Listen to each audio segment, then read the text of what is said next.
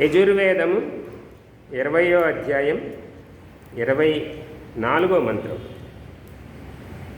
ఇందులో విషయము సత్యవ్రత దీక్ష. సత్యాన్నే వ్రతముగా తీసుకుని ఆ వ్రతాన్ని దీక్షగా పాలన చేయాలనేది పరమాత్మ మనకు చెప్పే ఉపదేశం ఇది. ఓం అభ్యాదధామి సమిధగ్నే వ్రతపతే త్వయి వ్రతం చ శ్రద్ధాం చోపైమీంద్రే త్వా దీక్షితోహం. ప్రతి పదార్థము వ్రతపతే సత్యభాషణాది కర్మలను పాలన మొనర్చువాడా. వ్రతపతే అగ్నే స్వప్రకాశ స్వరూపుడా.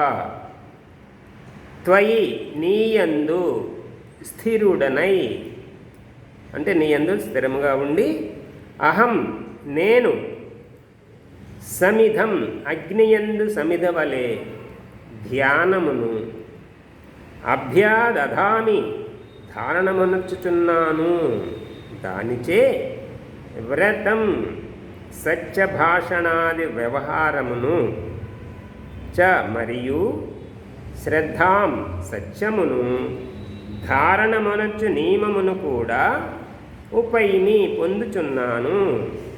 దీక్షిత బ్రహ్మచర్యాది దీక్షను వహించి విద్యను బడసిన నేను త్వా నిన్ను ఇంద్రే ప్రకాశితమునర్చుచున్నాను. ఇది ప్రతిపదార్థము.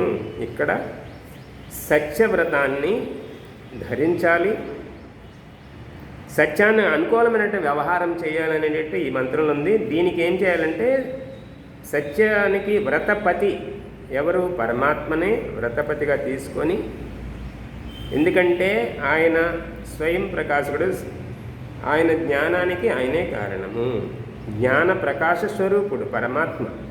అలాంటి పరమాత్మ యందు మనము ధ్యానము నుంచినట్లయితే, ధారణ చేసినట్లయితే అప్పుడు సత్యాన్ని మనము పాలన చేయగలము, అసత్యం వెళ్ళలేము.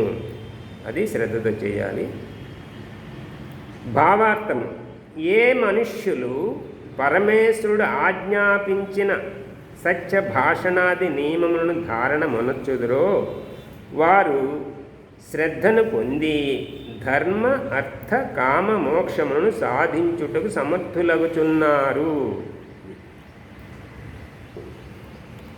ఇక్కడ పురుషుడు ఏం చేయాలి? ధర్మార్థ కామ మోక్షములను సాధించాలి. ధర్మము అంటే వేదానుకూల ఆచరణే ధర్మము. ధర్మానుకూలమైనటువంటి అర్థము, అర్థం అంటే మన జీవన యాత్రకు కావలసినటువంటి పదార్థాలను మనం భోగించటం. అక్కడ ఆ అర్థము అనేది మనం భోగించేది ఎలాగ ఉండాలి? ధర్మ పరిధిలో ధర్మానుకూలంగా ఉండాలి. అలాగే కామం అంటే కోర్కెలు, వివిధ రకాల కోర్కెలు, ఇవన్నీ ఎలాగ ఉండాలి? ధర్మానుకూలంగా ఉండాలి. మనం భోగించేది, మనం కోరే కోర్కెలు ఇవన్నీ కూడా ధర్మానుకూలంగానే ఉండాలి. అందుకని ధర్మాన్ని మొదలుపెట్టారు, అర్థకామాలను మధ్యలో పెట్టారు. ధర్మానుకూలమైనటువంటి అర్థమును సాధిస్తూ కోరికలను తీర్చుకుంటూ ధర్మ పరిధిలో ధర్మానుకూలంగా. ఆ ధర్మం అంటే వేదోపదేశ ధర్మము. వేదములో పరమాత్మ ఏ ధర్మాన్నైతే బోధించాడో ఆ ధర్మమునందు మనం ధారణ ధ్యానంలో ఉంచి మన వ్యవహారములను సత్యానికి అనుకూలంగా సత్యోపదేశంగా మన వ్యవహారాలను జరుపుకున్నట్లయితే ఏమి పొందుతాము? నాలుగో పురుషార్థం ఏంటి? మోక్షము.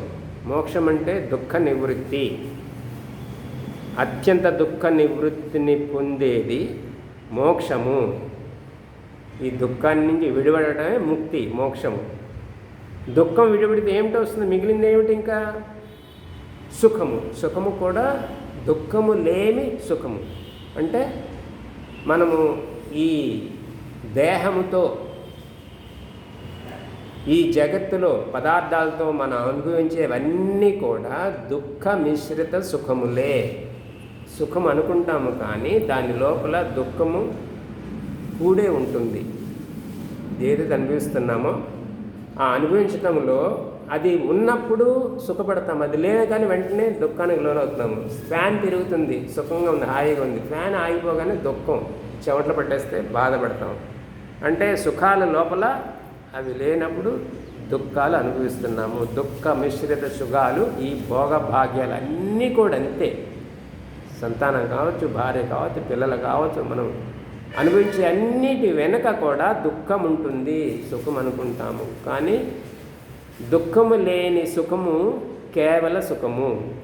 ఆ కేవల సుఖం అనేది శాశ్వతము. ఆ కేవల శాశ్వత సుఖం అనేది ఉన్నది పరమాత్మ వద్ద మాత్రమే. ఆయన కేవల సుఖ స్వరూపుడు. ఆయన యందు మనము ధారణ ధ్యానాలు ఉంచినట్లయితే, ఆ ఉంచడానికి కూడా దానికి ఒక నియమం ఉంది. బ్రహ్మచర్య వ్రత పాలన అంటే, బ్రహ్మ అంటే అక్కడ వేద విద్య, బ్రహ్మ అంటే గొప్పవాడు, అందరికంటే గొప్పవాడు పరమాత్మ. అతనిని పొందాలనే దీక్ష వ్రతంగా తీసుకోవాలి. అలాగే సత్యము, ఆయన చెప్పిన జ్ఞానము, వేద విద్య ఏదైతే ఉందో అది నిత్య సత్యము. కేవలం దానిని వ్రతముగా తీసుకొని దీక్షగా పాలన చేసినప్పుడు పరమాత్మను పొందటము సరళము, సులభము. కనుక మోక్షానందాన్ని, మోక్షం అనంతరం పొందే ఆనందాన్ని పొందటానికి సమర్థత కావాలంటే పరమాత్మ ఆజ్ఞాపించిన సత్య భాషణాది నియమాలను పాలన చేయవలసిందే. అట్లు చేసినప్పుడు తప్పకుండా ఆయనను యొక్క ఆనందాన్ని అనుభూతి చెందుతాము. ఇందుకు మనము సత్యమును వ్రతంగా తీసుకోవాలని ఈనాటి యొక్క ఉపదేశం. ఓం ఇది